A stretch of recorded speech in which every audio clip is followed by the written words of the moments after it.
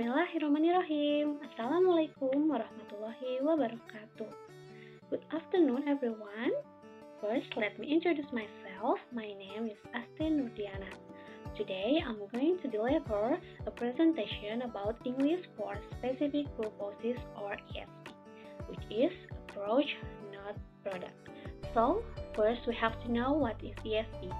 ESP is often misunderstood as merely focusing on specific content or vocabulary, like English for medicine or business. However, it's more about the approach we take to teaching language based on learners' specific needs, not just about producing materials. Then, in the next few minutes, I'll explain how ESP focuses on methodology by analyzing learner needs and designing language courses that are flexible and targeted, rather than being a fix-off-the-shelf product. Alright, I don't want to waste the time, so let's get started. Now, I'll explain about the understanding of ESP. What is ESP? ESP, or English for Specific Purposes, refers to a branch of language education that focuses on teaching English tailored to specific fields or professions. It is designed to meet the specific communicative needs of learners in contexts such as business, engineering, medicine, or tourism. The curriculum typically emphasizes relevant vocabulary, language structure, and skill needed in particular professional or academic settings. This approach helps students become more effective communicators in their specialized areas. ESP is not a rigid syllabus or a set of pre-designed materials. Instead, it's an adaptive teaching process based on learners' specific goals, whether in the workplace or academic setting. There are 5 key features of ESP. First is learner-centered. The course content designed around the learner's specific needs and objectives. Second is needs analysis. A true assessment is conducted to understand the learner's goals. Third is contextualized language. The language taught is relevant to the learner's specific field. Fourth is skill specific, depending on the learner's needs. And the last is goal-oriented. ESP aims to equip learners with the precise English skill they need to perform specific tasks or roles effectively in their field.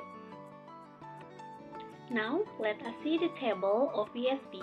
ESP can be analyzed from 2 perspectives, as an approach as a product. Beside is a comparative table that outlines the key difference. There are 10 aspects: definition, focus, process, flexibility, need analysis, learning materials, teacher roles, learner roles, example, and adaptability to change. As we can see from the table, ESP as an approach is dynamic and adapts to the specific requirements of the learners. In contrast, a product approach involves fixed content that may not suit individual needs. In summary, ESP as an approach focuses on the process of learning and course design based on specific needs, while ESP as a product refers to the final materials or resources created to meet those needs. So, both are important components of effective ESP instruction. Now, we can see the diagram. This is the flow chart of the ESP process. Here's the process of ESP practice. It begins with identifying the specific language needs of learners, then followed by designing a syllabus that focuses on those needs.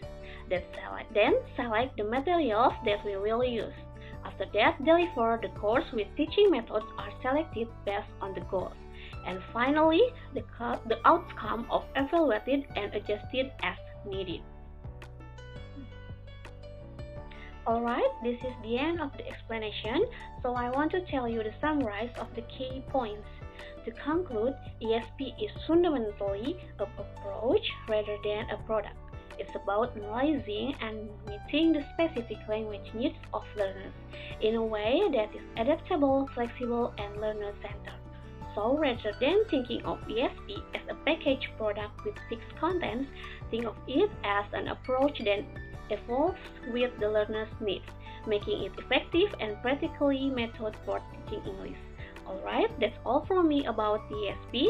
I hope all of you here got the point. Thank you for your attention. I'm happy to take any question if there are any. Wassalamualaikum warahmatullahi wabarakatuh.